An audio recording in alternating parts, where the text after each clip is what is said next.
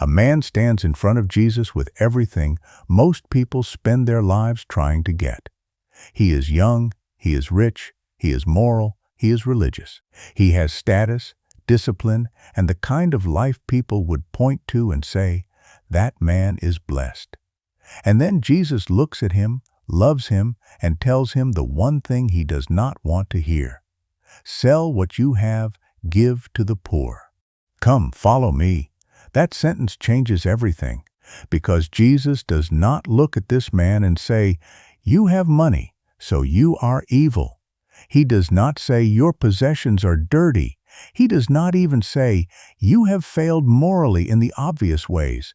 The man has kept commandments. The man has asked a serious question. The man is not a cartoon villain clutching bags of gold in the corner. He is sincere, he is respectful, he runs to Jesus, he kneels, and Jesus still finds the idol. That is the part that should stop you. Most people think Jesus' teaching about money is mostly about generosity. Give more, be less greedy, help the poor, and all of that is there. But it is not the deepest layer. The deepest layer is this: Jesus treats money as one of the most powerful spiritual forces in human life, because money can quietly become a substitute for God without ever asking permission. It can promise security. It can promise identity. It can promise freedom. It can promise control. And slowly, without making a sound, it can move from your hand to your heart. So the question Jesus asks is not simply, "How much money do you have?" The question is, what does your money have? Does it have your fear? Does it have your obedience? Does it have your imagination? Does it have the part of you that was made to trust God? We are going to walk through what Jesus actually said about money. Not what people assume he said. Not the slogans. Not the softened version that fits comfortably on a coffee mug. We are going to begin on a hillside in Galilee, where Jesus names money as a rival master. Then we are going to sit with a man who built bigger barns and lost his soul in a single night. Then we are going to watch a rich young ruler walk away sad, a corrupt tax collector become generous, and a poor widow give almost nothing and somehow give more than everyone. And by the end, the uncomfortable truth will be hard to avoid. Jesus did not come to take your money because he needed it. He came to expose whether your money had taken you. Picture the scene. Jesus is sitting on a mountainside. Around him are fishermen, laborers, mothers, children, tax collectors, poor villagers, and people living under Roman occupation. These are not people with retirement accounts and investment portfolios. Many of them are one bad harvest away from hunger. Many of them know what it feels like to pray for bread and mean actual bread. And into that world, Jesus says something that sounds almost impossible. In Matthew chapter 6, verses 19 through 21, he warns his disciples not to store up treasures on earth, where moth and rust destroy and where thieves break in and steal. Instead, he tells them to store up treasures in heaven. Then he gives the line that unlocks the whole teaching: "For where your treasure is, there your heart will be also." Slow down on this. Jesus does not say, "Where your heart is, your treasure will follow." That would make sense to us. We usually think our money follows our heart. I care about this, so I spend money there. I value that, so I invest there. But Jesus says it in the other direction. Where your treasure is, there your heart will be also. In other words, your heart follows what you treasure. Your heart can be trained by what you store. Your desires can be discipled by what you protect. Your sense of safety can be shaped by what you cannot imagine losing. Here is the detail that changes everything. The Greek word translated treasure is thesauros. It means a storehouse, a deposit, a place where value is kept. It is not just coins in a bag, it is accumulated trust. It is the place where you have quietly said, "This is where my life is safe." And Jesus says the problem with earthly treasure is not only that it can be stolen, the problem is that it can steal you. It can make your heart live in a place where everything decays. A moth does not destroy loudly. Rust does not announce itself. Decay works quietly, and that is Jesus' point. Earthly treasure rarely collapses all at once. It trains you slowly. It teaches you to worry slowly. It teaches you to compare slowly. It teaches you to measure your worth slowly. And then, one day you wake up and realize your heart has been living inside something that cannot last. Do you see what is happening? Jesus is not giving investment advice. He is diagnosing spiritual attachment. He is asking, where does your heart go when it is afraid? Does it go to the Father? Or does it go to the account, the asset, the number, the plan, the backup plan behind the backup plan? Now here is where it gets interesting. Immediately after Jesus talks about treasure, he talks about the eye. In Matthew chapter 6, verses 22 and 23, he says, "The eye is the lamp of the body. If the eye is good, the whole body is full of light. If the eye is bad, the whole body is full of darkness." At first, that sounds like Jesus changed subjects. He has not. In the ancient world, the good eye and the bad eye were often connected to generosity and greed. A good eye was open-handed. A bad eye was stingy, envious, possessive. So Jesus moves from treasure to vision, because what you treasure changes what you can see. Money does not just sit in your pocket, it can get into your eyes. It can change the way you see people.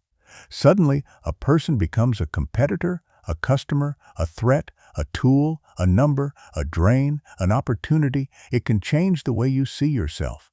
Suddenly you are ahead or behind, impressive or invisible, safe or exposed. It can even change the way you see God. Suddenly, He is not Father. He is a risk. And then Jesus says the sentence that makes the whole room go quiet. Matthew chapter 6, verse 24. "No one can serve two masters. You cannot serve God and mammon." Mammon, that word matters. Mammon is not just a neutral word for money. It comes from a Semitic background and refers to wealth, possessions, or riches. But in Jesus' sentence, it is almost personified. It is treated like a master, like a rival lord, like something that does not merely want to be used, but wants to be served. Here is what most people miss. Jesus does not say, you should not serve God and mammon. He says, you cannot. Not it is difficult. Not it is unwise. Not only mature people can manage it. You cannot serve two masters, because masters do not share slaves.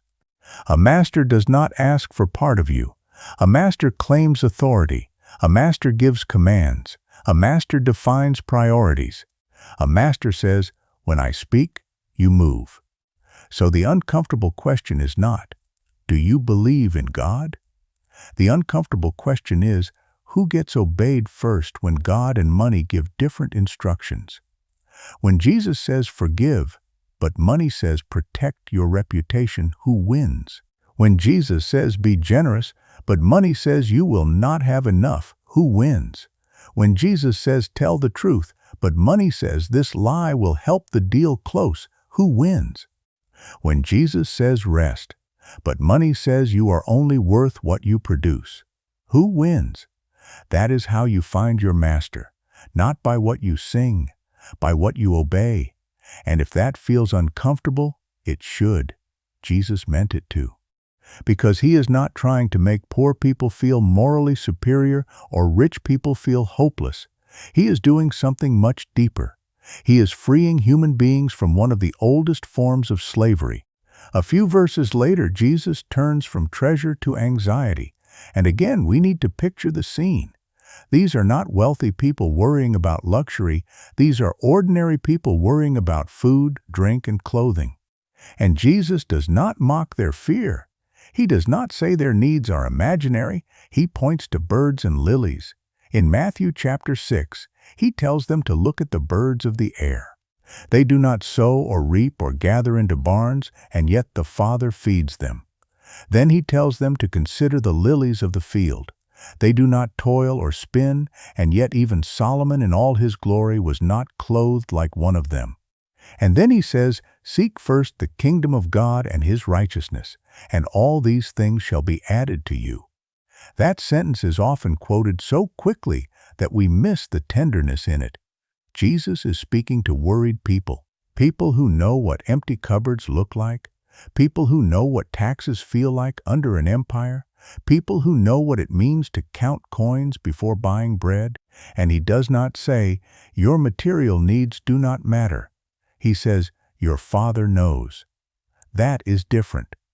The issue is not whether food and clothing matter.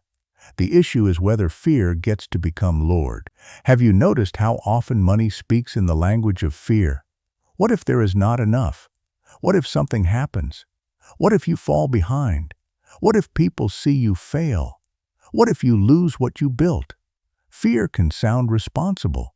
Fear can sound wise. Fear can sound like planning. And sometimes planning is wise. Scripture praises wisdom, diligence, and provision.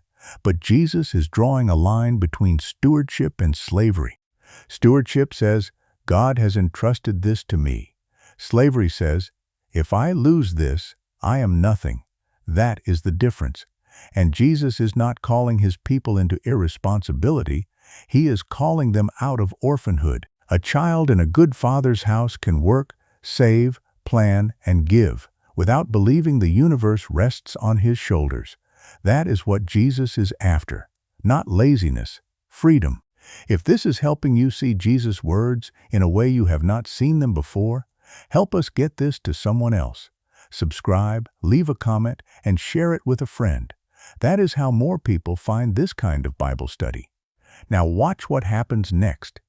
In Luke chapter 12, Jesus is teaching a crowd when someone interrupts him with a financial dispute. A man says, "Teacher, tell my brother to divide the inheritance with me." That sounds reasonable at first. Inheritance disputes were common.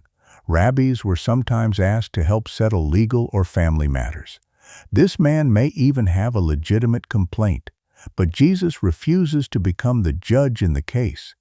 And then he turns to the crowd and says in Luke chapter 12, verse 15, "Take heed and beware of covetousness, for one's life does not consist in the abundance of the things he possesses." Slow down on this. The man asks about fairness. Jesus warns about covetousness. That does not necessarily mean the man is wrong about the inheritance. It means Jesus sees something deeper than the legal question. He sees a man who may win the dispute and lose himself. The Greek word translated covetousness is pleonexia. It carries the idea of greed, the desire to have more, the hunger that does not know how to stop. It is not simply wanting something bad. It is wanting more in a way that begins to define life itself. And Jesus says, life does not consist in abundance. That is a direct attack on one of the most basic assumptions of the human heart. More means safer. More means better. More means important. More means alive. Jesus says no. Life is not located in the overflow of possessions. Then he tells a story. A rich man's land produces plentifully. Notice that the man is already rich. Then he becomes richer. His problem is not that he stole. His problem is not that he cheated in the parable. His fields simply produce a massive crop, and the man begins to talk to himself. "What shall I do, since I have no room to store my crops?" Then he says, "I will pull down my barns and build greater, and there I will store all my crops and my goods." Listen to the language. My crops, my barns, my goods, my soul. He says to his soul, "Soul, you have many goods laid up for many years. Take your ease, eat, drink, and be merry." And God says, "Fool." That word lands hard, not because the man was successful, not because he planned, not because he had barns. He is a fool because he planned for a future in which he did not need God and did not see people. No gratitude, no generosity, no prayer, no neighbor. No sense that abundance might be an assignment rather than a mirror. Here is something most people never realize. The rich fool's tragedy is not that he had too much.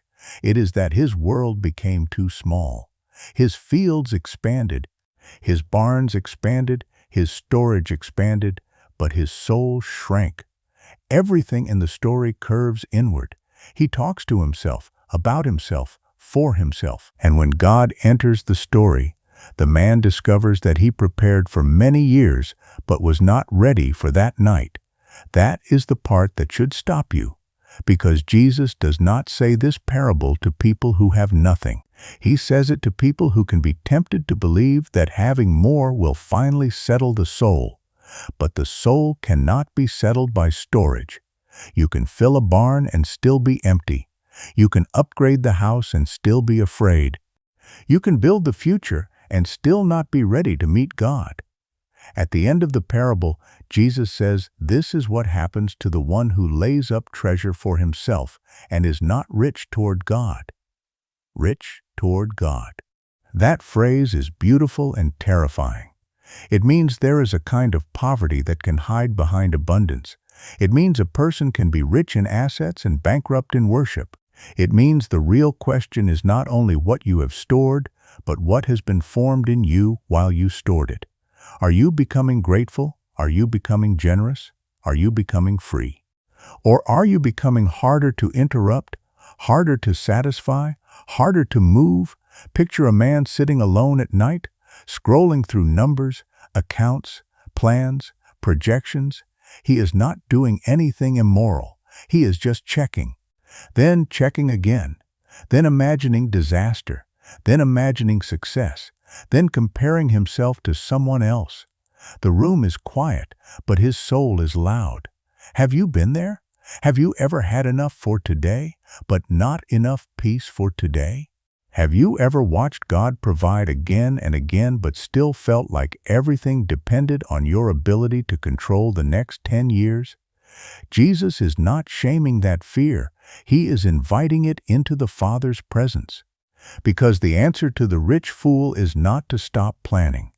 The answer is to stop pretending planning can save your soul. The Father knows what you need, and your life is more than the barn. Now we come back to the rich young ruler. This story appears in Matthew, Mark, and Luke, and each gospel gives us a slightly different angle. Matthew calls him young. Luke calls him a ruler. All three show that he has wealth. Mark gives us one of the most important details. Jesus, looking at him, loved him. Do not miss that. Before Jesus gives the hard command, he loves him. The command is not cruelty. It is surgery. The man asks what he must do to inherit eternal life. Jesus points him to commandments. Do not murder. Do not commit adultery. Do not steal. Do not bear false witness. Honor your father and mother. The man says he has kept these from his youth. And then Jesus goes deeper. One thing you lack. That sentence changes everything. One thing. Not 10 things. Not a long list. One thing. But that one thing is attached to everything. Sell what you have, give to the poor. You will have treasure in heaven. Come, follow me. And the man goes away sorrowful, because he has great possessions. Here is what most people miss. Jesus does not give this exact command to every wealthy person he meets. Zacchaeus is not told to sell everything. Wealthy women support Jesus' ministry. Joseph of Arimathea is a rich man and a disciple. The issue is not a universal formula where every believer must own nothing. The issue is that Jesus names the thing that owns this particular man. For Peter, it was nets. For Matthew, it was a tax booth. For this man, it was wealth. And Jesus loved him enough to point at the chain. That is why the story is uncomfortable. Because it means Jesus may not ask every person the same question, but he always knows the question to ask you. For one person, it is money. For another, reputation. For another, control. For another, comfort. For another, the future they planned and cannot surrender. But for this man, it is money. And when Jesus puts eternal life on one side and possessions on the other, the man discovers which one is heavier. Then Jesus turns to his disciples and says, "It is hard for those who have riches to enter the kingdom of God." The disciples are astonished. Jesus presses further. "It is easier for a camel to go through the eye of a needle than for a rich man to enter the kingdom of God." Now we need to clear away a common misunderstanding. Some people have tried to soften this by saying the eye of the needle was a small gate in Jerusalem where camels had to kneel down to enter. The idea sounds nice. It makes the teaching mean. It is difficult, but with enough humility, a rich person can squeeze through. The problem is that this explanation is very likely later tradition, not the point Jesus is making. The disciples understand him perfectly. They do not say, "So the rich must kneel lower." They say, "Who then can be saved?"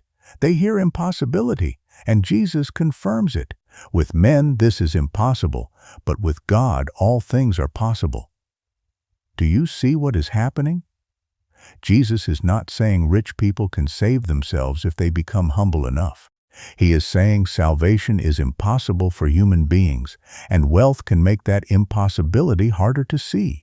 Because wealth creates the illusion of possibility. The rich can solve problems others cannot solve. They can open doors others cannot open.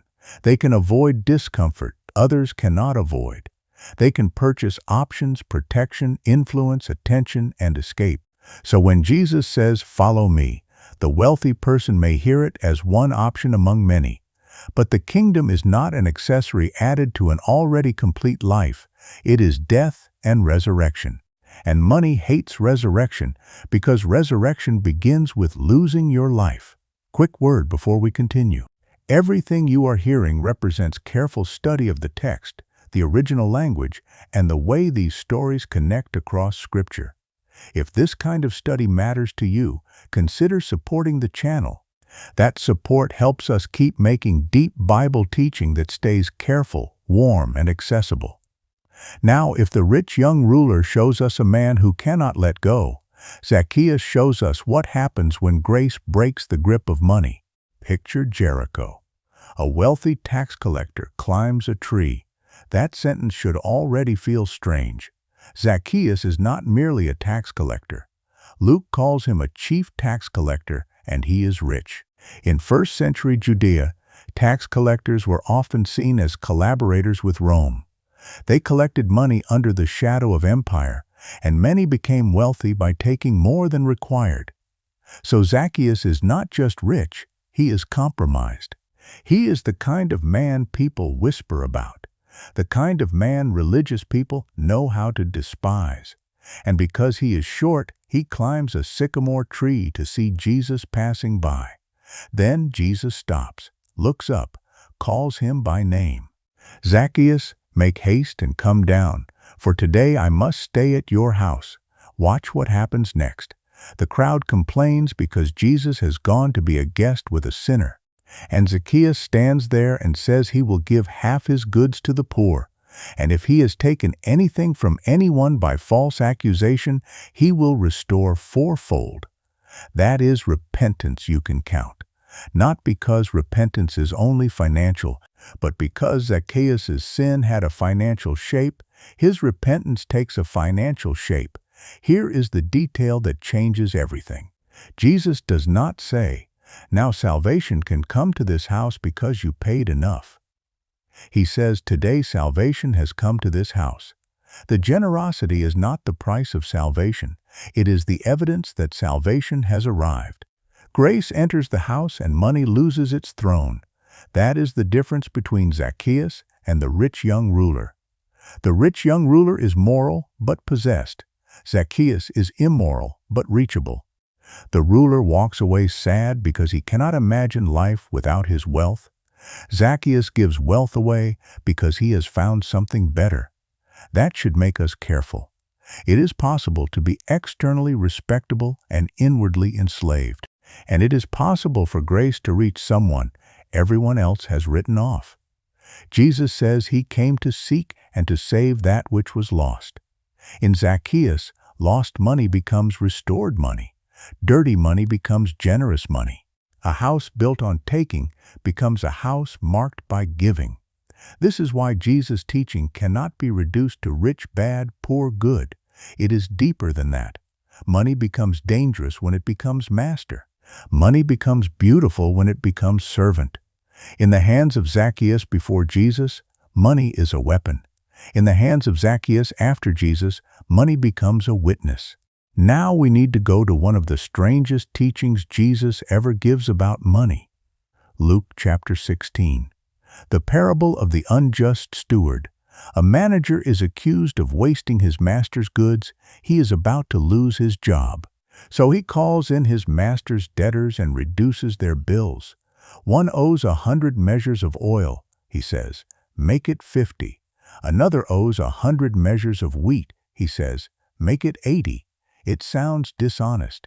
And then, shockingly, the master commends the unjust steward because he acted shrewdly. This parable has confused readers for centuries, but Jesus is not praising dishonesty. He is praising urgency. He is pointing to a man who understands that his present resources can affect his future relationships. Then Jesus says to use unrighteous mammon in a way that has eternal significance. He says, the one who is faithful in little will be faithful in much. And then he repeats the line, you cannot serve God and mammon. Here is what most people miss. Jesus calls money little. We do not call it little. We build lives around it. We measure success by it. We lose sleep over it. We envy people who have more of it. We fear losing it. We sacrifice time, health, family, and integrity to get it. Jesus calls it little.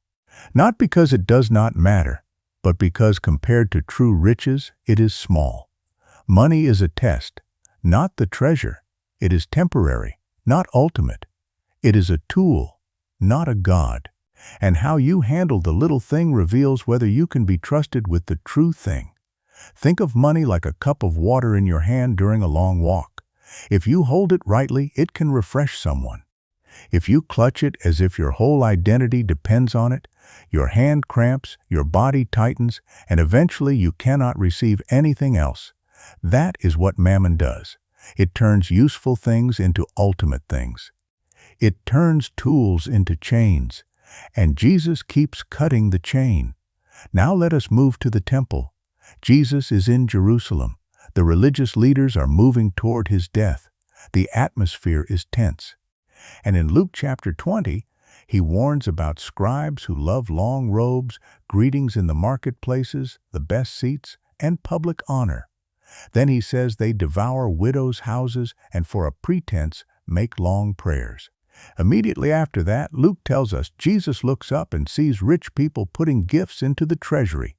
Then he sees a poor widow putting in 2 mites, 2 tiny coins, almost nothing. And Jesus says she has put in more than all the others because they gave out of abundance.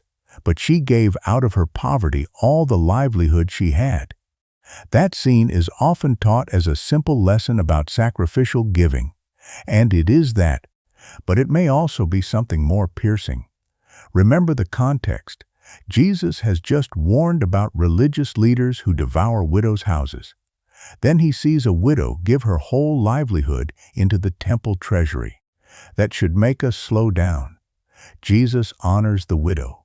He sees her in a place where large gifts make loud sounds. He notices 2 nearly silent coins. Heaven's accounting is different from ours. God is not impressed by the amount. He sees the cost. But the scene may also carry judgment against a religious system that receives from the vulnerable while its leaders seek honor. So the widow's gift does 2 things at once. It reveals her faith and it exposes the temple. That is the part that should stop you. Because Jesus cares deeply about generosity, but he also cares about the vulnerable being devoured in the name of religion. He does not measure giving the way we measure giving. We measure by amount. Jesus measures by surrender. We measure by visibility. Jesus measures by cost. We measure by what is given. Jesus sees what is left. A billionaire can give a large gift and barely feel it. A poor widow can give 2 coins and shake heaven. And this does not mean the poor should be pressured to give what they need to survive. That would miss the tenderness of the scene. Jesus is not using the widow to raise money. He is honoring her while standing in judgment over a world that does not protect her. If you have ever felt unseen because what you had to offer looked small, this story is for you. God sees the gift no one applauds. He sees the prayer whispered in exhaustion. He sees the meal shared when you barely had enough. He sees the quiet obedience that will never be posted, praised, or counted on a donor wall. And he is not confused by the size of the coin. He knows the weight of it. Now we should talk about taxes because Jesus did. One of the most famous moments comes when the Pharisees and Herodians try to trap him. They ask whether it is lawful to pay taxes to Caesar. This is not a neutral question. If Jesus says yes, he can be portrayed as a compromiser with Rome. If he says no, he can be accused of rebellion. It is a trap with teeth. Jesus asks for a denarius, a Roman coin. Then he asks, "Whose image and inscription is this?" They answer, "Caesar's." And Jesus says, "Render therefore to Caesar the things that are Caesar's, and to God the things that are God's." That answer is brilliant, but do not reduce it to a slogan about paying taxes. Here is what most people miss. The coin bears Caesar's image, but human beings bear God's image. So Jesus' answer does not merely divide life into taxes for the government and worship for God. He relativizes Caesar. He says, in effect, if Caesar's image is on the coin, give him the coin, but do not give Caesar what bears God's image. Your money may pass through empires. Your body and soul belong to God. That means Jesus is neither impressed by political traps nor confused about ultimate allegiance. Money can have Caesar's face on it, but you have God's image on you. So do not give your soul to what only asked for a coin. This matters because money is never just personal in the Gospels. It is also social. It is tied to taxes, injustice, poverty, power, religious hypocrisy, and public honor. Jesus sees all of it. He sees the poor, he sees the rich, he sees corrupt systems, he sees sincere givers, he sees greedy hearts hiding behind legal questions, he sees anxious hearts hiding behind responsible language, he sees religious leaders using holiness to gain status, and he sees ordinary people wondering how they will eat tomorrow. This is why his teaching on money is so complete. It reaches from the private room to the public treasury, from the family inheritance dispute to the imperial tax coin, from the rich man's barns to the widow's 2 mites. Nothing is hidden. Now there is one more scene we need to include. A woman breaks open costly perfume and pours it on Jesus. Some object in John's Gospel, Judas says the perfume could have been sold and the money given to the poor. John tells us Judas did not say this because he cared for the poor, but because he was a thief and used to take from the money box. Jesus defends the woman. And this moment matters because it keeps us from another mistake. Some people use Jesus' words about the poor to reduce faith to social action. Others use his defense of the woman to ignore the poor. Both miss the point. Jesus is not setting worship against mercy. He is showing that true devotion cannot be controlled by false piety. Judas uses the language of charity to hide greed. That still happens. A person can talk about helping the poor while loving money. A person can use moral language to protect selfishness. A person can sound righteous and still be stealing from the box. Jesus is not fooled, and that may be one of the most uncomfortable parts of all. He is not fooled by greed when it looks greedy, and he is not fooled by greed when it sounds compassionate. He sees the heart. So what did Jesus actually say about money? He said it can become a master. He said it can capture the heart. He said it can distort the eye. He said it can feed anxiety. He said it can shrink the soul. He said it can make salvation look unnecessary. He said it can become a tool for repentance. He said it can be used faithfully for eternal purposes. He said small gifts can be enormous in heaven. He said public generosity can hide private emptiness. He said the poor must not be devoured. He said Caesar can have his coin, but God must have the person made in his image. And here is what this means for you. Jesus is not asking whether you are rich compared to someone else. That question is too easy to evade. There will always be someone richer. There will always be someone with more. So we can always say, "This is not about me." Jesus does not let us escape that easily. He asks what your treasure is doing to your heart. He asks what money is doing to your eyes. He asks whether your generosity is secret or performative. He asks whether your planning is wisdom or fear. He asks whether your possessions are tools or chains. He asks whether you can hear him say, "Follow me," and obey even if obedience costs you the thing you were using to feel safe. That is why this teaching is uncomfortable, because it does not stay in the ancient world. It walks right into your bank account, your calendar, your anxiety, your giving, your ambition, your purchases, your private comparisons, and your secret fear of not having enough. And it asks a simple question: who is master here? First, if you feel convicted, do not run from that. Conviction is not condemnation. When Jesus looked at the rich young ruler, he loved him. The hard word came from love. The command was not meant to humiliate him. It was meant to free him. And the same is true for you. If Jesus puts his finger on something you do not want to release, that may be the very place where he is offering freedom. Second, if you feel anxious, hear the tenderness of Jesus. Your Father knows what you need. That does not erase the bills. It does not make real needs imaginary. But it does mean fear does not get to be your shepherd. You are not an orphan trying to build a life under a silent sky. You have a Father, and the kingdom begins by learning to trust him before you trust the barn. And maybe the part that stays with me most is this: Jesus never seems impressed by the numbers that impress us. He is not dazzled by the rich putting large gifts into the treasury. He is not intimidated by the rich young ruler's status. He is not disgusted beyond mercy by Zacchaeus' corruption. He is not manipulated by Judas's religious-sounding concern for the poor. He is not trapped by Caesar's coin. He just keeps seeing clearly. He sees the heart behind the amount. He sees the master behind the language. He sees the fear behind the planning. He sees the worship behind the sacrifice. And then he invites us into a life where money is no longer God, no longer Savior, no longer identity, no longer master, only a tool, only a trust, only something placed in open hands before the Father, who already knows what we need. The uncomfortable truth is not that Jesus wants your money. The uncomfortable truth is that he wants the part of you your money has been holding. Subscribe if this changed how you read Jesus' words about money. Leave a comment. Even one word helps more than you think. Share it with someone who needs to hear this with honesty and grace. Pray for us as we keep digging into these texts. And may the God who owns everything free us from serving what can never save us. God bless you.